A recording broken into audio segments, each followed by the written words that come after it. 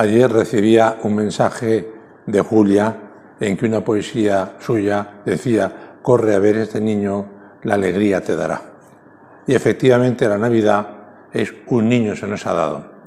Y todos sabemos los sacrificios que conlleva el niño en cuanto a atención, lactancia, cuidado, noches de insomnio, etc. Pero sin embargo, también un niño es amor, nos enseña a amar, o sea, nos da amor y nos enseña a amar. Precisamente cuando vemos al niño Jesús en el portal, nos damos cuenta que nos está pidiendo amor y nos está enseñando a amar. Cuando oímos aquel llanto suyo, aquel vagido, nos damos cuenta de que no es el momento para caprichos inútiles, sino que tenemos que aprender a querer y amar y servir a los demás.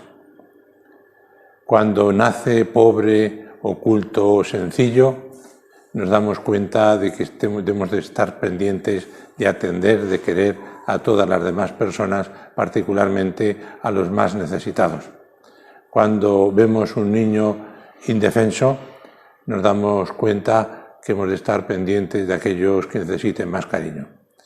Jesús nace para nosotros y ese para nosotros lo hemos de vivir nosotros también, volcándonos para los demás, transmitiendo el mensaje de fe y de amor que lleva la Navidad.